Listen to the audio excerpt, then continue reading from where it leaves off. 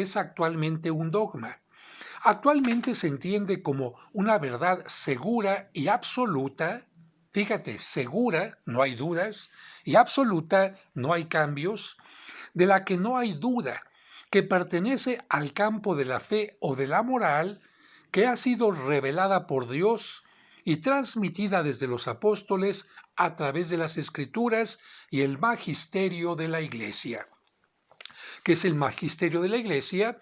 Bueno, se considera al Papa, a los especialistas en la teología, a los especialistas en el conocimiento de la Sagrada Escritura, por lo tanto vamos a decir a los grandes maestros que tiene la Iglesia en unión con el Papa. Esto es el magisterio de la Iglesia. En el lenguaje actual y de la teología, el dogma es una doctrina en la que la Iglesia propone de manera definitiva una verdad revelada. Entonces, la iglesia de la Sagrada Familia, no. La iglesia de San Judas Tadeo, no. La iglesia de San Felipe de Jesús, no. Cuando hablamos de algo que propone, que enseña la iglesia, estamos hablando de la iglesia como institución. Por lo tanto, la iglesia presidida por el Papa. Siguiente pregunta.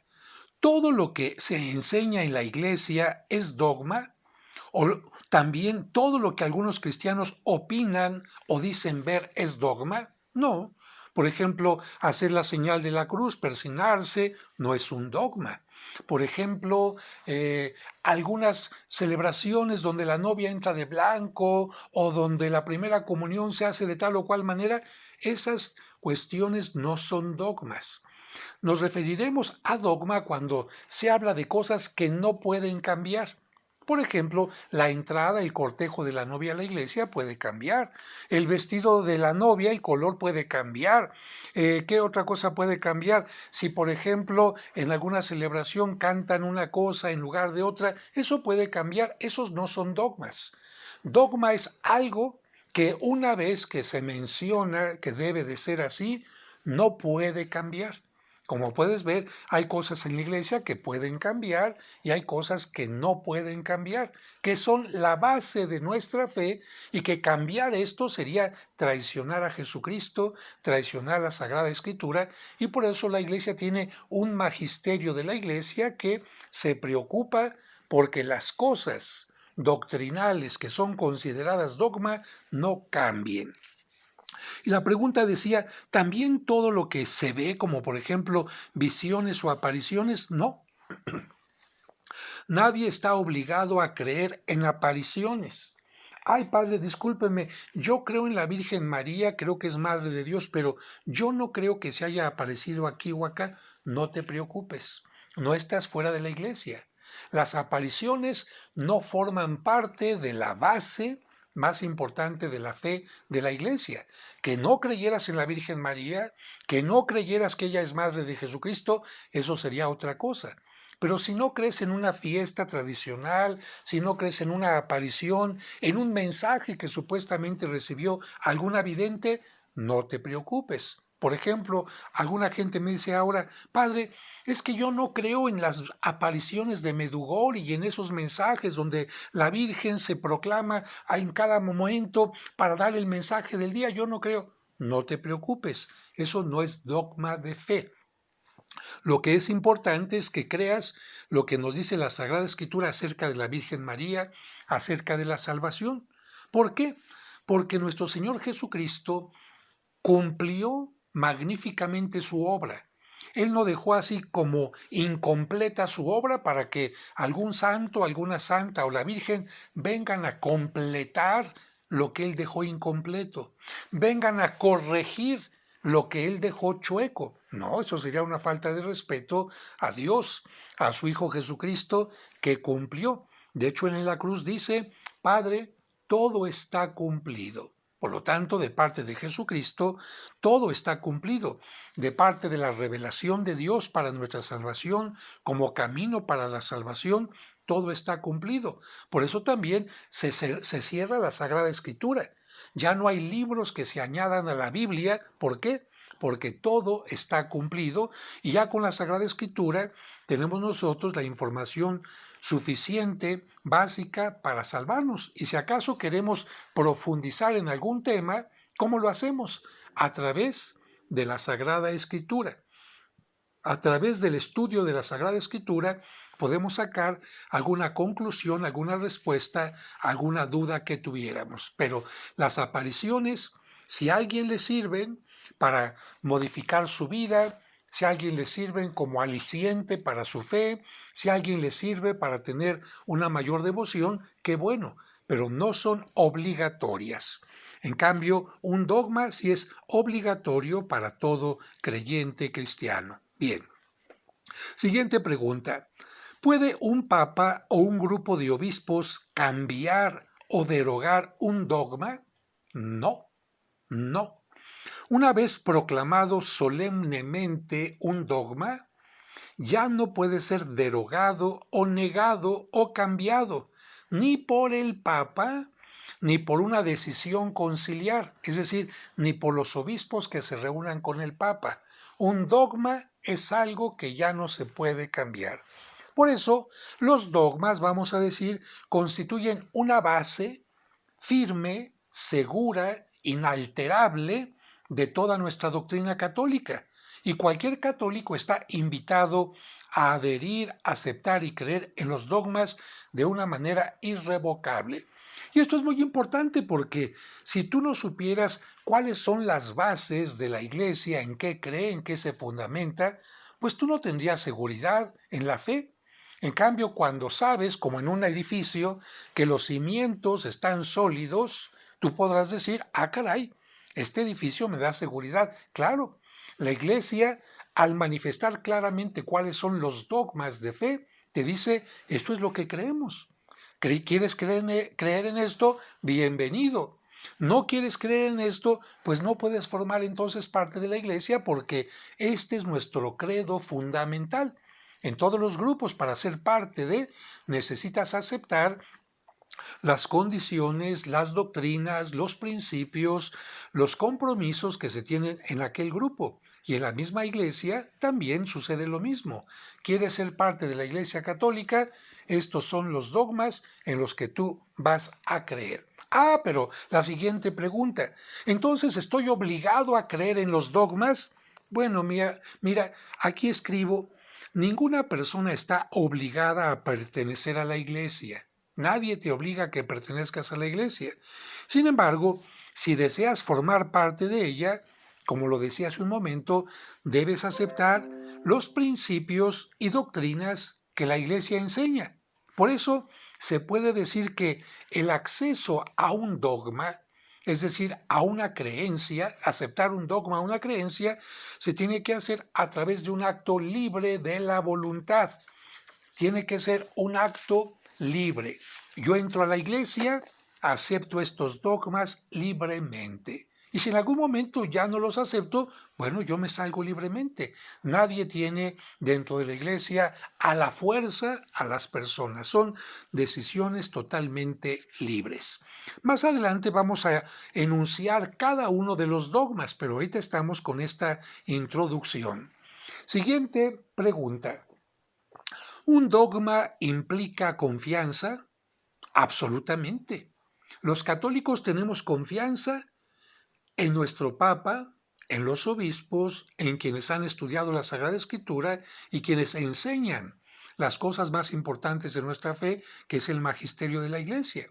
Por lo tanto, los católicos confiamos que un dogma es una verdad que contiene implícita o explícitamente la inmutable significa que no cambia, la inmutable revelación divina, o que tiene también el dogma una conexión necesaria con la revelación divina. Dicho de otra manera, cuando creemos en dogmas, estamos creyendo y teniendo confianza en Dios, que se nos revela, que se nos muestra, que se nos devela y de esta manera nos da a conocer lo que es bueno, importante, necesario para nuestra salvación. Siguiente pregunta. ¿Qué se debe hacer para que algo se considere dogma? Para que una verdad de fe se torne en dogma, necesita ser propuesta directamente por la Iglesia Católica a sus fieles como parte de su fe y de su doctrina a través de un acto solemne, una definición solemne e infalible, es decir, sin fallas, por el Supremo Magisterio de la Iglesia, es decir, el Papa, o un concilio ecuménico, que significan los obispos con el Papa. Y después debe de ser proclamado, enseñado y difundido por parte del magisterio ordinario de la Iglesia. Algo semejante a las leyes. Antes de que digamos, se apruebe una ley, se tiene que estudiar dónde está la bondad de la ley, para qué sirve. Pero no basta que se apruebe. Se tiene que aprobar por quién, por la autoridad competente. Y una vez que se ha aprobado, que si el pueblo no conoce la ley, ¿cómo la va a cumplir? Entonces se le enseña al pueblo la ley para que empiece a cumplirla y de esta manera empieza a tener vigencia. Algo semejante a la aprobación de una ley es lo que se refiere a la aprobación de un dogma. Siguiente pregunta. ¿Todos los dogmas surgieron al inicio del cristianismo? No. Es importante que entiendas esto. Algunos dogmas se han ido entendiendo y proclamando poco a poco a lo largo de la historia y por eso hay dogmas que se proclamaron desde los inicios de la Iglesia y otros dogmas que se han proclamado más recientemente. Y para que entiendas un poco más, mira, cuando los apóstoles empezaron a predicar, ellos simplemente repetían lo que Cristo les había enseñado y sobre todo ponían atención en que Cristo murió, resucitó y es Dios. Y las enseñanzas de la misericordia y otras cosas más. Sin embargo, conforme iban preguntando, especialmente los filósofos, los que no eran judíos, pero ¿cómo es que nos dicen ustedes que Cristo era Dios? ¿Por fin era Dios o era hombre? No, era Dios y era hombre. Oigan, pero a la hora en que se hace hombre, ¿qué es lo que pasa? La Virgen María, por ejemplo, da a luz a un niño normal y ya que nace el niño se le mete la parte de Dios. Fíjate, qué pregunta tan interesante. O bien otra pregunta. Cuando Cristo mandó a los apóstoles a perdonar los pecados, ¿significa que esos pecados que se podían perdonar solamente los apóstoles los podrían perdonar o también los sucesores de los apóstoles?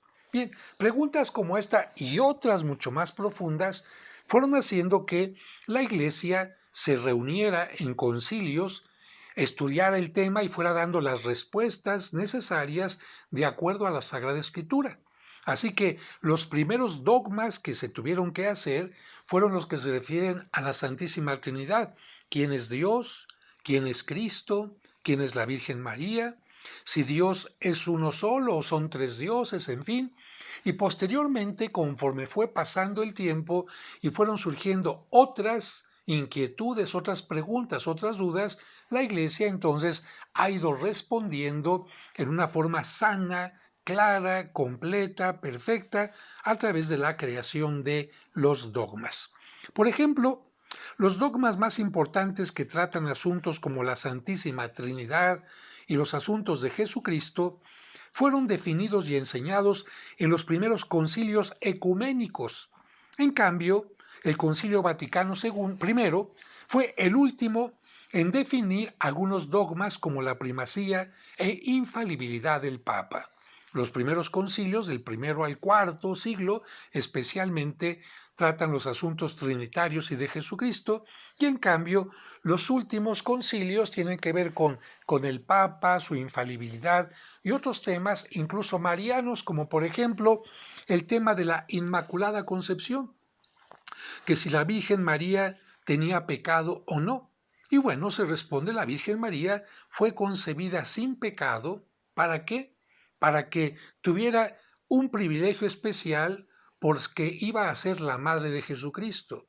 Y Jesucristo no era conveniente que estuviera en el vientre de una mujer pecadora, de una mujer que estuviera marcada por el pecado. Y también el tema de la asunción de la Virgen a los cielos. Fíjate, la Iglesia ya creía en la concepción de la Virgen María Inmaculada y también en la asunción de la Virgen María a los cielos desde muchísimo tiempo atrás. Sin embargo, como todo mundo creía en esto, el Papa no consideró que fuera necesario hacerlo dogma, porque ya todo el mundo lo creía. Sin embargo, cuando empezaron a surgir algunas dudas, dijo el Papa, no. Una cosa es que todo el mundo lo crea y otra cosa es que sea un dogma. Así que vamos a crear el dogma de la Inmaculada Concepción en 1854 y el de la Asunción de la Virgen María a los cielos en 1950. Pasamos a la siguiente pregunta. ¿Hay una síntesis sencilla de los dogmas más importantes? Sí, hay una síntesis muy sencilla que se llama el credo. Fíjate, para que a ninguna persona se le olvide lo fundamental de la fe, todos los domingos proclamamos, no rezamos, el credo no se reza. El credo se proclama, es una profesión de fe, la decimos delante de la comunidad en la que estamos reafirmando, creo en Dios que es uno en tres personas, creo en Jesucristo, que fue hijo de la Virgen María, creo en el Espíritu Santo, en el perdón de los pecados, en la vida eterna, en fin. El credo sintetiza todo lo más importante de nuestra fe, no es lo único, pero sí es lo más importante de nuestra fe. Por eso a un niño que va a hacer la primera comunión le dicen, tienes que aprenderte el credo para que en el momento en que vayas a encender tu vela y te pregunten, ¿crees en Dios Padre Todopoderoso? Sí, creo, etc. Así que el credo es la síntesis más importante de los dogmas de la Iglesia. Tenemos dos versiones del credo. Uno que se conoce como el credo de los apóstoles, uno más pequeñito, y otro que se llama el credo niceno-constantinopolitano, que es un credo más grande. Los dos están hablando de lo mismo con palabras un poco más amplias o más estrechas, pero sin embargo el tema es el mismo. Y estamos diciendo que uno de los credos, el más corto, se proclama en el tiempo de Pascua y de Cuaresma y el otro a lo largo de todo el año. Al final de este video tocaré algunos puntos de el credo, que es la síntesis más importante de nuestra fe. Pero alguien diría, además del credo, ¿la Iglesia tiene otros dogmas? Claro que sí. La Iglesia tiene una lista de 44 dogmas, 44 subdivididos en 8 temas o categorías. En 8 temas o categorías, claro, se supone que son diferentes. De esta manera, para hablar de cada tema, hay dogmas concretos. ¿Cuáles son estos 8 temas? Dios, Dios en general, los dogmas sobre Dios. Segundo, Jesucristo, los dogmas sobre Jesucristo. Es Dios, es hombre, es Dios y hombre, murió nada más, padeció, etcétera, ¿no? Siguiente tema, la creación del mundo. La creación del mundo. ¿Quién lo creó? Cuarto tema, el ser humano. Hay dogmas sobre el ser humano. Quinto tema, sobre la Virgen María. Sexto tema de los dogmas, sobre el Papa y la Iglesia. Séptimo tema, sobre los sacramentos. Y último tema, sobre lo que se llama novísimos o las últimas cosas. Y bueno, se llama así porque tiene que ver con la muerte, la resurrección y el juicio final. Y así que vamos ahora ya rápidamente hablando de cuáles son los dogmas para que tú digas, ahora sí sé en lo que tengo que creer. Y esto me da seguridad. Dogmas sobre Dios. Son 5. Dios existe. La existencia de Dios es objeto de fe. Tengo que creerlo, que Dios existe. Tercero, existe un único Dios. Cuarto, Dios es eterno, o sea que no tiene principio ni fin. Y el último dogma sobre Dios es uno y trino, es decir, la Santísima Trinidad. Todo eso lo creemos. Dogmas sobre Jesucristo. Y aquí vamos a encontrar que hay 3, 4, 5, 6, 7, 8 temas sobre Jesucristo. Vamos con el primero. Jesucristo es verdadero Dios. Te preguntan, ¿Jesucristo es humano? No, no es un simple humano. ¿Jesucristo es Dios? Claro que sí, es Dios. Jesucristo es verdadero Dios y es consustancial al Padre. Segundo tema sobre Jesucristo. Jesucristo es hijo de Dios por naturaleza, no por adopción. Jesucristo es hijo de Dios, sí, pero por naturaleza, no por adopción. Ay, padre, explíqueme eso. Te pregunto. En el credo decimos, creo en Jesucristo, hijo único de Dios, ¿verdad? Entonces, si te pregunto, ¿cuántos hijos tiene Dios por naturaleza? Creo en Jesucristo, hijo único de Dios. Por naturaleza, Dios solamente tiene a un hijo que es Jesucristo. Oiga, padre, ¿y entonces nosotros qué somos? Nosotros somos criaturas de Dios. Y no somos hijos de Dios por naturaleza, sino que Dios nos adopta si nosotros seguimos a Jesucristo. Si vivimos como Jesucristo nos pide, entonces por medio del bautismo Dios nos hace hijos adoptivos suyos, pero nosotros no somos hijos de Dios por naturaleza. Tercer dogma sobre Jesucristo. Jesucristo posee dos naturalezas, Dios y hombre, naturaleza humana y divina, que no se transforman ni se mezclan. Sus naturalezas están perfectamente, vamos a decir, unidas, pero no mezcladas. Y no porque la naturaleza divina llegó a la humana, ya la manipuló. No, no, no, no. Entonces están unidas, pero no mezcladas. Cuarto dogma sobre Jesucristo. Cada una de las naturalezas en Cristo posee su propia voluntad física y su propia operación física. ¿Qué significa? Que, a ver, vamos a poner un ejemplo. Aquí está el hombre Jesucristo, la parte humana. Pero entonces llega la parte divina y dice, tú vas a hacer lo que yo te digo, tú ya no vas a pensar, tú ya no tienes voluntad. No. Jesucristo humanamente, aunque tenía la invitación de la parte divina a aceptar la voluntad de Dios, no lo obligaba, sino que la parte humana acepta la voluntad de Dios libremente. Creo que de esta manera queda más o menos claro lo que te estoy enseñando. Y otro ejemplo, la operación física. La operación física, mira, por ejemplo, alguien se pregunta, cuando Jesucristo era niño, como era Dios, ¿ya sabía todo lo que le iba a pasar? Cuando Jesucristo era bebé, ¿ya tenía todo el conocimiento que como Dios puede tener? No.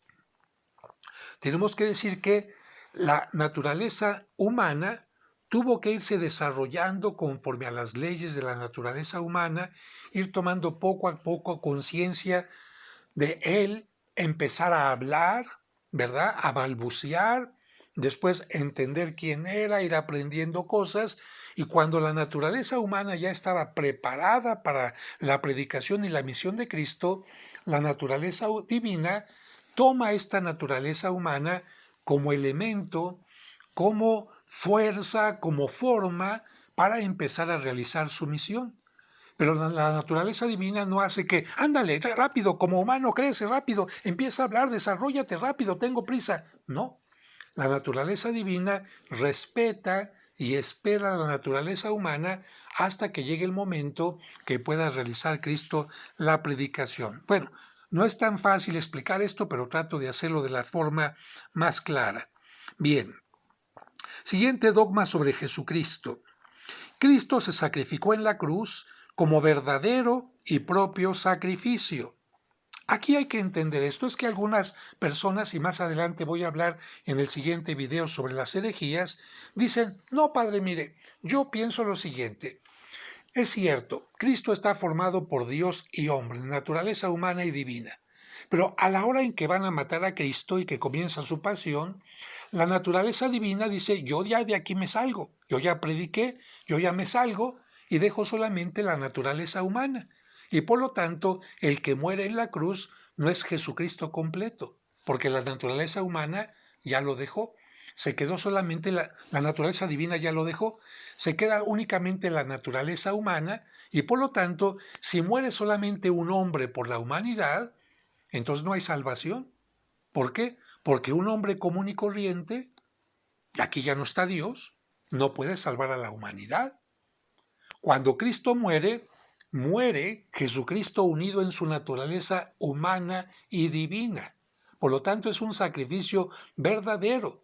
Y también lo siguiente, Dios le dice a la parte humana, tienes que morir. Ah, yo no quiero. Y la parte divina dice, tienes que morir. ¿Cómo de que no? Yo te obligo. Y entonces la parte humana estaría obligada a morir. No. La parte humana acepta libre y voluntariamente la muerte, el morir, el padecer por la humanidad. Por eso el dogma dice, Cristo se sacrificó en la cruz como verdadero y propio sacrificio. Siguiente dogma.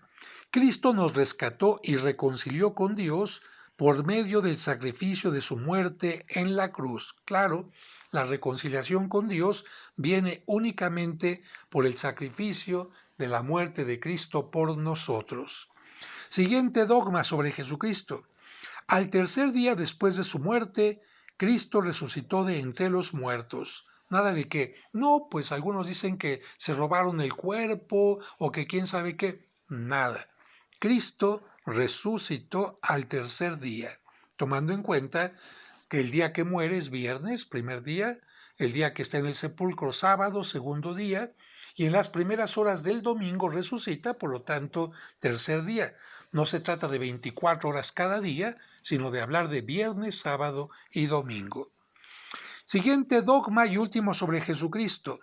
Cristo subió en cuerpo y alma a los cielos y está sentado a la diestra de Dios Padre. Efectivamente, Cristo cumple con su misión en esta tierra y después desaparece físicamente de entre nosotros, se queda espiritualmente, pero está en la presencia de Dios porque ha ascendido a los cielos. Siguiente tema de dogmas, la creación del mundo. Primero, todo lo que existe fue creado por Dios a partir de la nada. Aquí hay algunos grupos que dicen, no, es que siempre ha existido la materia. Y entonces Dios, ¿qué hizo? Pues tomó la materia y ya fue creando cosas. No, Dios creó de la nada. Antes de Dios no existía nada. Dios crea de la nada, en absoluto. Después, otro dogma, carácter temporal del mundo. ¿Qué significa esto? El mundo tuvo principio en el tiempo y también el mundo puede tener un final. Carácter temporal del mundo. Siguiente tema sobre la creación del mundo. El mundo es conservado por la voluntad divina.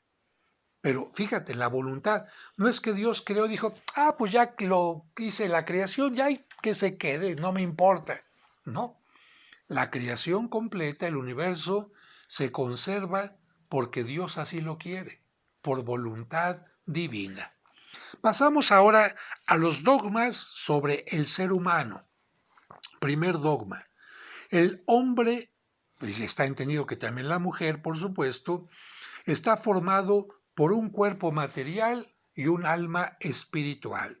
Todo ser humano tiene un cuerpo y un alma, dos elementos, dos principios que forman al ser humano. Por eso, cuando muere una persona, bueno, el alma continúa viviendo.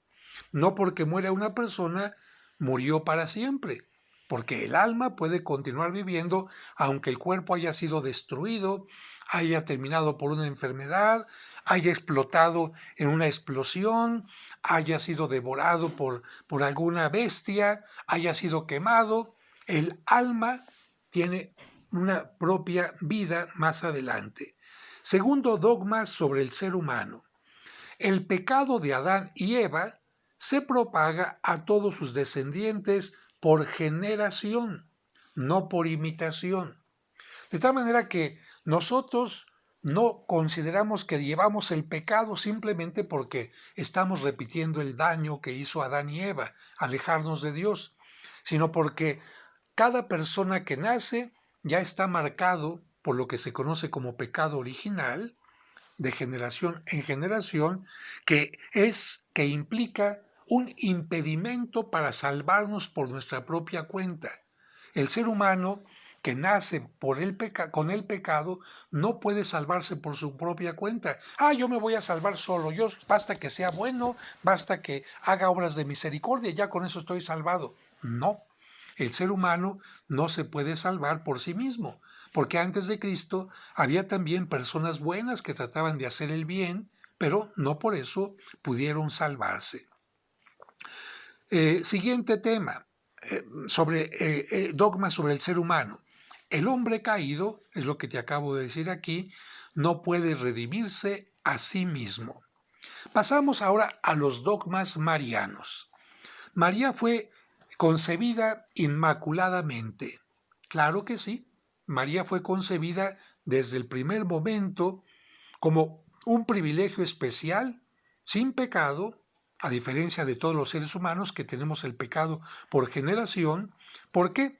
Porque Dios quiso preservarla del pecado, ya que ella iba a ser la madre de Jesucristo, y por esta razón se le preservó de pecado. Pero algo maravilloso es que María, además de haber sido preservada del pecado, se mantuvo ella sin pecado, a diferencia de Eva, porque tú recordarás que Eva fue creada sin pecado, al igual que Adán.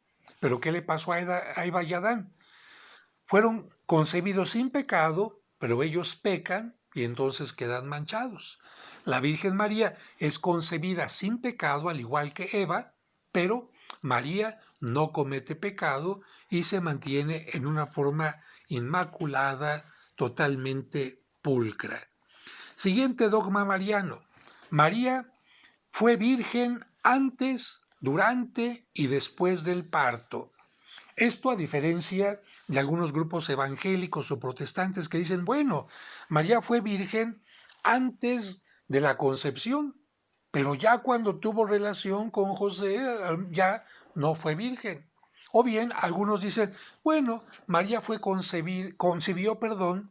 concibió siendo virgen, pero cuando vino el parto ya perdió la virginidad. Y algunos se atreven a decir que incluso después del parto, María tuvo otras relaciones y tuvo otros hijos y por lo tanto ya no fue virgen ni después del parto ni en el parto. La fe de la Iglesia Católica es María fue virgen antes, durante y después del parto. Siguiente dogma mariano, María es Madre de Dios. Esto para afirmar algo distinto a lo que algunos dicen, que dicen, bueno, cuando el Hijo de Dios empezó a nacer en María, era la parte humana. Y ya que nació, ya en el momento en que estaba naciendo, ya estaba saliendo de María, ahí se metió ya la parte divina. Y por lo tanto, María da a luz a un cuerpo humano, pero no da a luz a Dios que ya estaba en ese cuerpo humano, al Verbo de Dios que estaba ahí. Y la Iglesia dice, no, desde el momento en que María empieza a concebir, la parte humana y la parte que viene del Espíritu, la parte divina, ya están en su vientre. Y si la naturaleza humana y la naturaleza divina están en su vientre, cuando da a luz María, ¿a quién da a luz? A la parte humana y a la parte divina. ¿Y cómo le decimos a la parte divina? Dios. Por lo tanto, María es Madre de Dios. Entendemos que no es Madre de Dios Padre. Entendemos que no es madre del Verbo que existía antes que existiera María. No, pero ese Verbo, cuando viene al mundo y se une a un cuerpo en el vientre de María, es Dios. Y por lo tanto, María, al dar a luz a Jesucristo, es Madre de Dios. Y último dogma mariano, María fue llevada a los cielos en cuerpo y alma. Esto como una prueba de lo que vamos a vivir todos nosotros al final de los tiempos, cuando venga la resurrección de todos los cuerpos y seamos llevados a la presencia de Dios, definitivamente, de tal manera que esta sería como una prueba en María de lo que va a pasar con nosotros.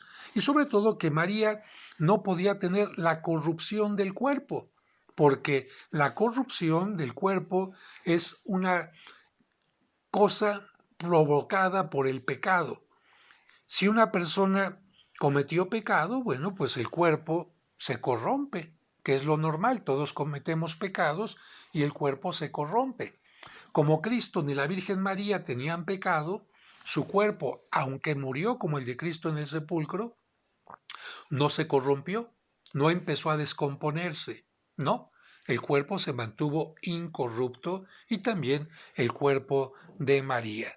En este caso, a veces Dios nos da como una señal de que una persona en gracia puede ser preservada de la corrupción.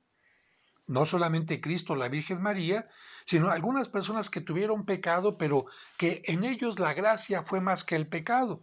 Y tenemos ejemplos, por ejemplo, de santos y santas que su cuerpo está incorrupto, como el de San Charbel, el de Santa Bernardita y otros cuerpos más. Vamos ahora con los dogmas sobre el Papa y la Iglesia. La Iglesia fue fundada por Jesucristo, Dios y hombre. No fue fundada por Lutero, ni por Calvino, ni por Enrique VIII, como las de los protestantes que se fundaron en el siglo XVI, u otras que fueron fundadas mucho tiempo después. No, la Iglesia católica fue fundada por Jesucristo, Dios y hombre. Segundo, Cristo instituyó a San Pedro como primero entre los apóstoles, como cabeza visible de toda iglesia, confiriéndole inmediata y personalmente el primado de la jurisdicción. Es decir, Cristo le dijo a Pedro, entre todos los apóstoles, tú eres el primero, el más importante y el que tiene autoridad. Y de aquí se va a sacar una consecuencia. El Papa, tercer punto, el Papa posee el pleno y supremo poder de jurisdicción sobre toda iglesia, no solamente en cosas de fe y costumbres, sino también en la disciplina y gobierno de la iglesia. ¿Por qué? Como sucesor de Pedro, porque la autoridad que recibió Pedro se transmite de un papa a otro y de esta manera el que es papa está al frente de la iglesia. Cuarto tema sobre esto. El papa es infalible siempre que se pronuncie ex cátedra. A ver, cátedra, ¿qué significa? Cátedra significa silla. Y en la antigüedad tener una silla, una cátedra, significaba tener capacidad, derecho, poder, autoridad para enseñar, para proclamar, para hacer leyes. Cuando se dice que el Papa proclame algo, defina algo, pronuncie algo, ex cátedra significa el Papa como autoridad quiere definir algo. No como el Papa, como Bergoglio, como Carol Wojtyła, ¿verdad? Como humanamente. Porque tú crees que el Papa no se equivoque, por ejemplo, le digan, a ver, su santidad, dígame dónde está la bolita, en la mano derecha o en la izquierda. El Papa puede decir aquí, ¿qué cree? Que no estaba aquí, estaba acá. Ay, entonces como que el Papa no se equivoca. Bueno, a ver, su santidad, usted díganos, ¿quién cree que va a ganar en este partido de fútbol? ¿El Juventus o el Roma? Pues yo creo que el Roma y gana el Juventus. Ah, ¿cómo de que el Papa se equivocó? Se supone que no se puede equivocar. Claro, como humano, en cuestiones de fútbol, de alimentos, cálculos matemáticos, lo que sea, el Papa se puede equivocar. Entonces, ¿qué significa que el Papa puede ser infalible cuando se pronuncia ex cátedra? Ah, que cuando el Papa quiere hablar de un tema particular y convoca a los especialistas más importantes del tema, convoca a los cardenales, a los obispos, recibe toda la información necesaria, abundante, precisa, etcétera, y con todos estos elementos entonces ya el Papa dictamina algo, entonces significa eso que el Papa está pronunciándose ex cátedra y esto significa que no puede fallar, que es infalible. Te voy a poner un punto que es un poquito, digamos, picante, que es un poquito, ¿cómo se me fue la palabra? Polémico, esa es la palabra, todavía en el mundo. El Papa Juan Pablo II publica, mejor dicho, un libro que se conoce como el Catecismo de la Iglesia, donde toca distintos tipos de temas. Y en lo que se refiere al punto de la homosexualidad, el catecismo dice, esto es algo que todavía su origen psíquico no se puede saber. Fíjate lo que está diciendo el Papa en este libro, ¿eh? Fíjate, el Papa está diciendo, no se sabe todavía el origen psíquico de la homosexualidad. Esto es muy importante. ¿Por qué? Porque si el Papa dice ni la ciencia, ni los estudios, ni la experiencia nos ha dicho cuál es el origen de la homosexualidad, yo no puedo hablar diciendo algo contrario. Si por ejemplo el Papa dijera, se ha demostrado que la homosexualidad es producto de esto, entonces ya es otra cosa. Se ha demostrado que la homosexualidad es una enfermedad, es otra cosa. Pero por eso el Papa, entre otros artículos en donde el Papa desconoce todo, no tiene toda la información completa, faltan estudios, etcétera, el Papa dice, no sabemos todavía cuál es el origen. Sin embargo, nosotros pedimos a una persona homosexual que trate de vivir de esta manera. Qué distinto sería si el Papa conociera el origen de esto para decir, bueno, no está en las manos de los homosexuales, nacen así, o bien, no, se han hecho así, ¿ves? Un tema polémico, como te digo, pero el Papa con toda honestidad dijo, como no se conoce este origen, yo no me puedo pronunciar al respecto más allá de estos puntos de conducta que yo invito a que tengan las personas homosexuales. Entonces, el tema era, el Papa es infalible siempre que se pronuncie ex cátedra. El Papa bajo ex cátedra es infalible. Siguiente punto. La Iglesia es infalible también cuando hace una definición en materia de fe y costumbres. Quiere decir que la Iglesia, el Papa, los obispos en una reunión conciliar también son infalibles cuando definen algo, ya entendemos lo que es definir, proclamar públicamente, estudiar, etcétera, una definición en materia de fe y costumbres. Vamos ya con el penúltimo tema de los dogmas, que son los dogmas sobre los sacramentos. Primero, el bautismo es el verdadero y primer sacramento instituido por Jesucristo. Porque hay algunos que dicen que no se necesita el sacramento, o bien que no existe el bautismo, que es un invento de las personas, o bien que el primer sacramento es más bien la Eucaristía. No. Primer sacramento instituido por Cristo, el bautismo. Segundo, la confirmación es verdadero y propio sacramento. Porque algunos dicen, no, ya con el bautismo ya recibiste el Espíritu Santo, ya no necesitas el sacramento de la confirmación, más aún ni siquiera es sacramento. Tercero, la Iglesia recibió de Cristo el poder de perdonar los pecados cometidos después del bautismo. Claro, sabemos que el bautismo nos perdona los pecados.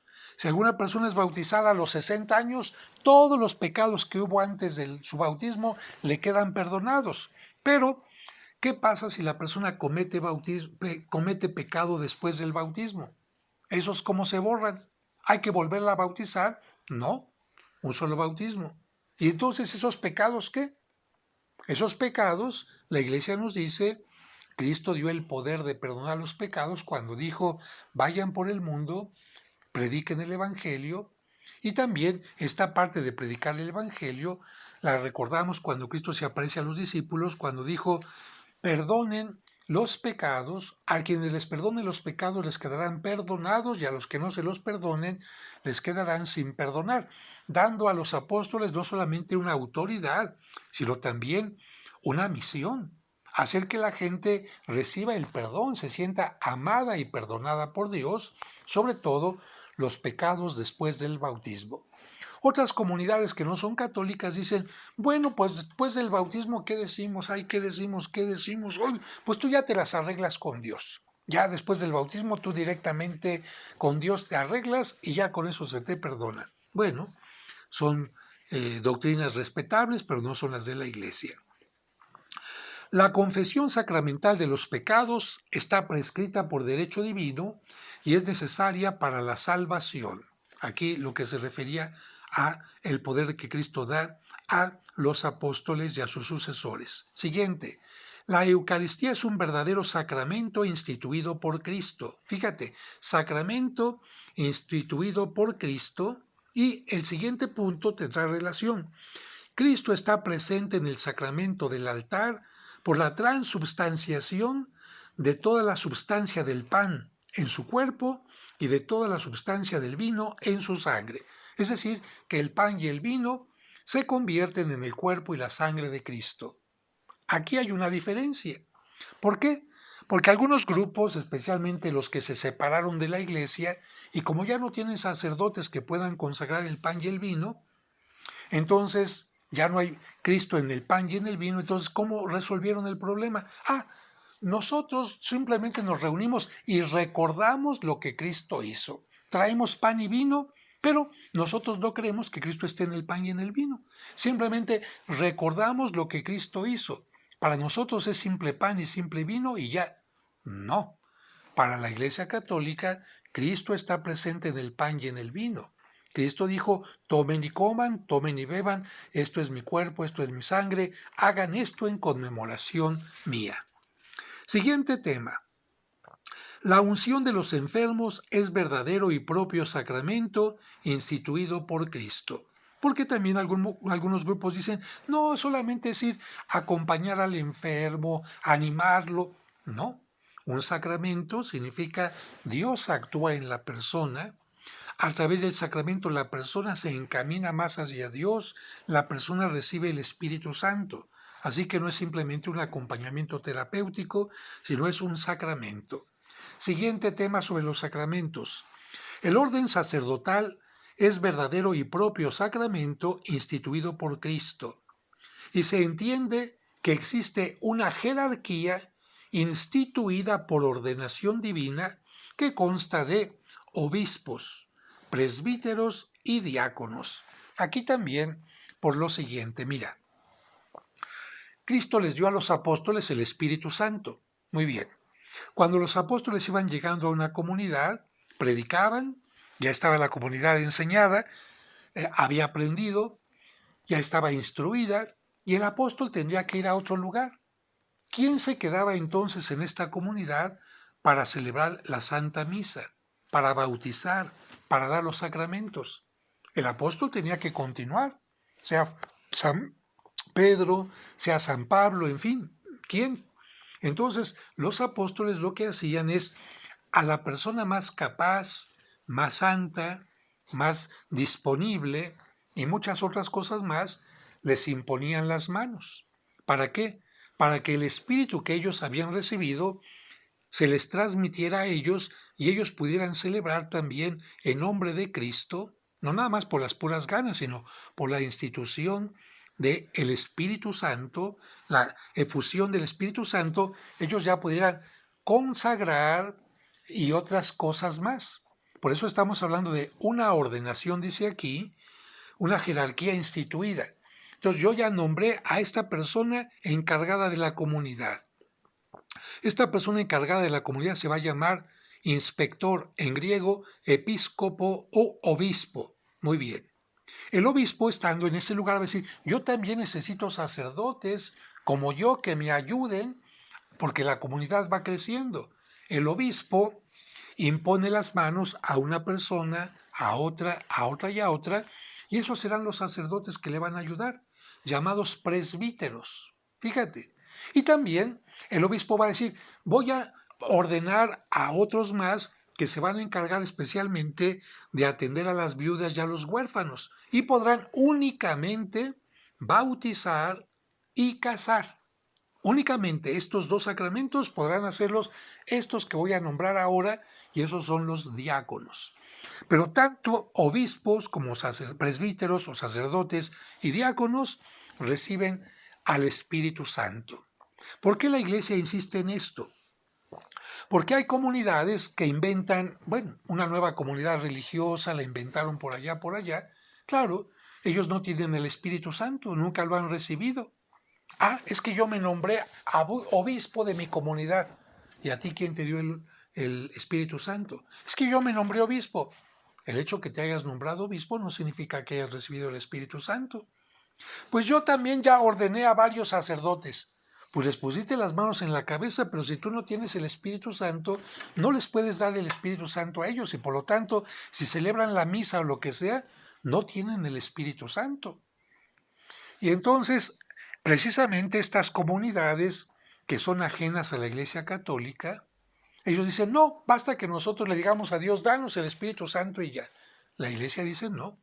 Nosotros, desde el tiempo de Cristo, a través de los apóstoles, hemos recibido y transmitido el Espíritu Santo, de tal manera que tenemos la seguridad de que el Espíritu Santo, por ordenación divina, está en obispos, presbíteros y diáconos. Y último tema sobre los sacramentos, el matrimonio es verdadero y propio sacramento. No solamente es la unión de una pareja, van a compartir los bienes económicos, van a tener sexo, van a tener familia. No, no. El sacramento como matrimonio implica más. Implica el crecimiento, implica el apoyo, el acompañamiento a lo largo de toda la vida de esa pareja. Por lo tanto, es un compromiso y un signo ante la comunidad de Dios. Es un sacramento.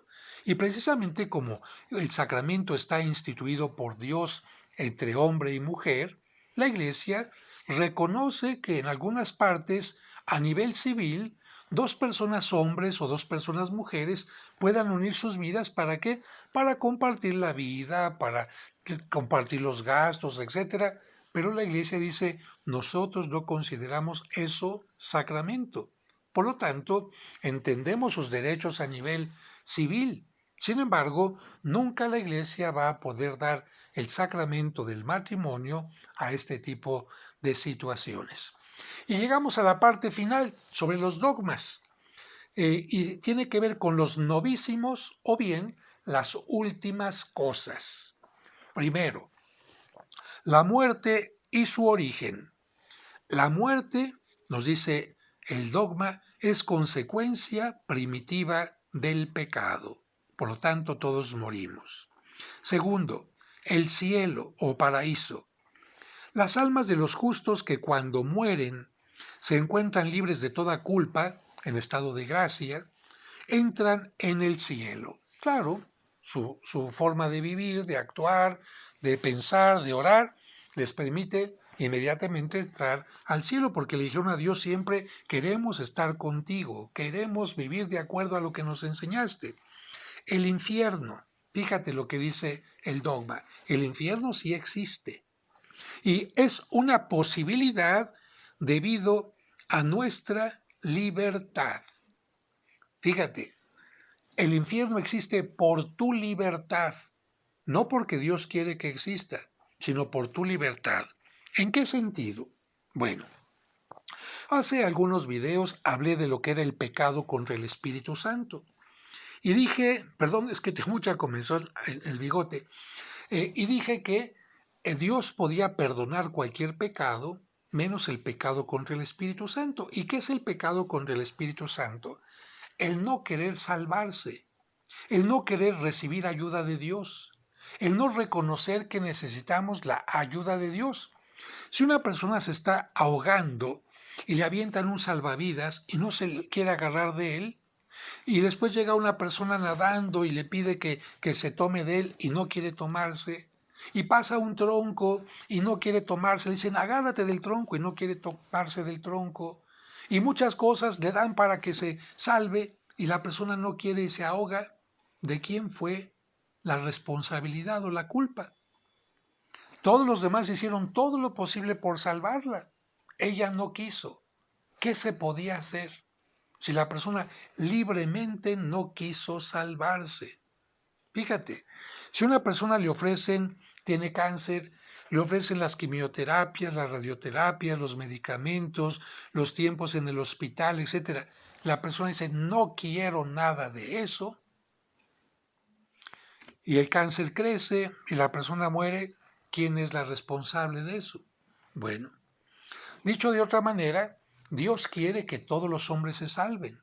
Para eso nos ha mandado la Sagrada Escritura, para eso nos manda Jesucristo, para eso nos enseña a ser misericordiosos, para eso nos da los sacramentos, especialmente la comunión, la absolución de los pecados, en fin. Si una persona dice, yo no quiero salvarme, ¿qué es salvarme? Estar con Dios eternamente. Yo no quiero estar con Dios. ¿Qué es salvarse? Vivir en amor, en paz eternamente. Yo no quiero. Vivir en el paraíso es convivir con todos los elegidos de Dios, los que han elegido el camino del bien. Yo no quiero. ¿Qué pasaría si Dios dijera, aunque tú no quieras, yo te salvo? Aunque tú no quieras estar conmigo, yo te traigo conmigo. Aunque tú no quieras vivir el amor, yo te traigo a la fuerza. ¿Dios qué estaría haciendo?